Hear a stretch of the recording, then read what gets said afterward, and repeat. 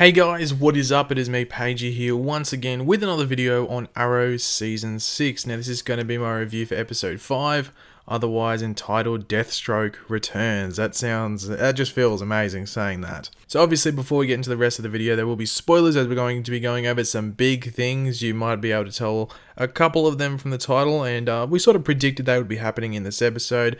But regardless, there's still spoilers and we're going to be going in depth with them. So yeah, go check out the episode before you continue on with the rest of this video. Now last episode was it was the worst episode this season, easily. Like there's no argument, it wasn't that good. Introduced Cayden James, which was a positive, but the rest of the episode, meh. Apart from the end, which really set up this episode when Oliver received a phone call from our old mate Slade Wilson.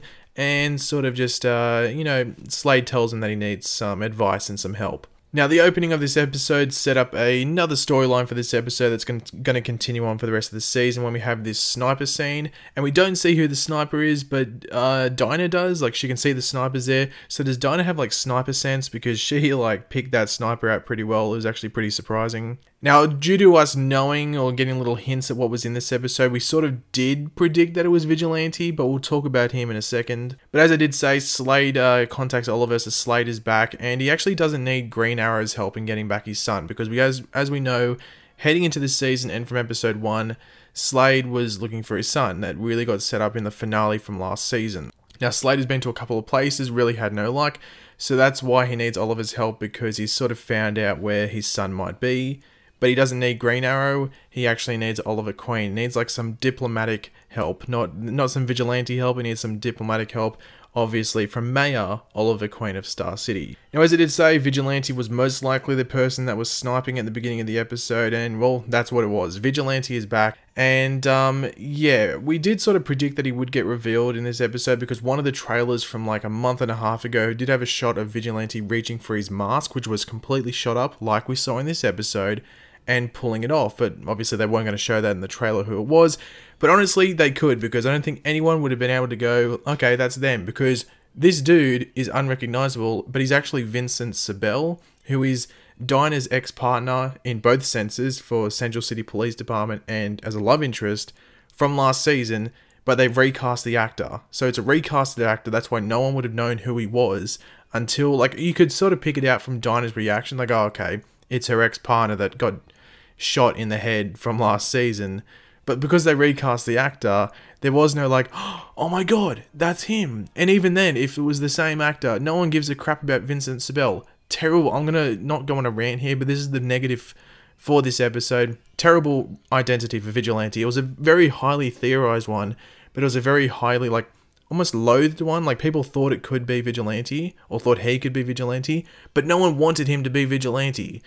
Oh, it was disappointing seeing that. Like, I know it is hard to make it say, like, I didn't want it to be Roy Harper, and I wasn't expecting it to be, like, Tommy Merlin, but it was very disappointing that this was, like, the end result. Like, I would have preferred it to be Captain Pike, even though it would have been sort of bad as well, but just not as bad as this one. I just don't really like the fact that it is Vincent Sibel, and essentially you can tell that they've made this decision to have Vincent Sibel be Vigilante just to push a Dinah Drake storyline, which I understand. They need Dinah to have a story as well, because I've been saying that Dinah doesn't really have much going on for her apart from her conversations with Diggle. They're like her high points, so it does give her a storyline, but they sacrificed a really potentially cool character in Vigilante. But, you know, maybe he can impress me in the episodes to come, but from what I saw in this episode, not that great. And you can tell that they have made this decision on who Vigilante is in the off-season, because if they knew that Vigilante was going to be Dinah Drake's ex-partner, they would have made that actor who is Vigilante now appear in that episode back then. They wouldn't have had to recast the thing. It's very similar to the Sarah Lance situation, where Sarah Lance was an afterthought during season 1. And that's why the actress for Sarah Lance in season 1 is different than Katie Lotz, who appears in season 2. So it just shows that they had no idea who Vigilante was going to be when they put him in the show, and it was something that they were going to think up later down the track. And, you know, in this case, it was in the off season leading up to this season, and they've decided to use Vigilante as a pushing point for a Dinah Drake storyline. But as I said, this episode is Deathstroke Returns, so we get some Deathstroke stuff, including some flashbacks, and these were involved in when he goes camping with his son Joe, a much younger Joe. Next episode, I think we're going to get flashbacks to Deathstroke in the the ASIS, which is like the Australian Intelligence Agency, or Intelligence Agency, might I say. So I think those flashbacks are going to be much better. But in these flashbacks for Deathstroke, we just get to see that his son and him didn't have the best relationship even at that age, and that's why it's like, you know, comparing it to the one in present day and even one that we might see in next episode's flashbacks. But he is essentially there on this camping trip not to spend time with his son, but it's actually a mission. And he's, you know, getting at that dude, getting information on, funnily enough, Yao Fei, who obviously we know is, you know, Oliver's sort of mentor from the flashback. So that's a little nice tie into Lian Yu and sort of like puzzles or connects or bridges Deathstroke to him getting stuck on Lian Yu as well. So that was actually pretty good in the flashbacks, and I actually enjoyed that. Now, when we actually get to Kaznia with Oliver and Slade, Slade's friend there, or might I say friend in quotation marks, but we'll get back to that later on, actually name drops and called Slade the Terminator, and which is pretty cool because, you know, Deathstroke is Deathstroke the Terminator. Like, that's his full name, but we just call him Deathstroke. But, you know, when he first debuted, he was Deathstroke the Terminator, so that's really cool. This whole episode essentially was like a high five to Marv Wolfman, who created Deathstroke, because Vigilante was also created by Marv Wolfman, if I remember correctly, sorry. And also, Joe Wilson's like code name or like alibi or alias that he was going by was Kane Wolfman, which is the maiden name, you know, Kane of Adeline Kane, Slade's wife, which they did mention in the episode, and then Wolfman, obviously Marv Wolfman, Kane Wolfman. Now we find out that this like organization called the Jackals have Jonah. The Jackal is a name or like a title held by a few people in DC Comics. I know that. I don't know if they're actually a group, but I know a couple of them are terrorists or like something like that, or they delve into terrorism. So I think that's like a reference to them. I'm not 100% sure. Could be like a cool group name that they've gone for. Hey, we're the Jackals, but yeah, I think that's a little nod to that title that's held by a few people in DC Comics. Now, the coolest scene of this episode, by far, was that scene where Deathstroke just goes ham, just goes maniac-like in that Jackal's like hideout, essentially. And there's blood. There is blood. There's a shot where he literally just shoves his sword in someone, and you see the blood all over his sword. The whole scene, you can see like red on his sword.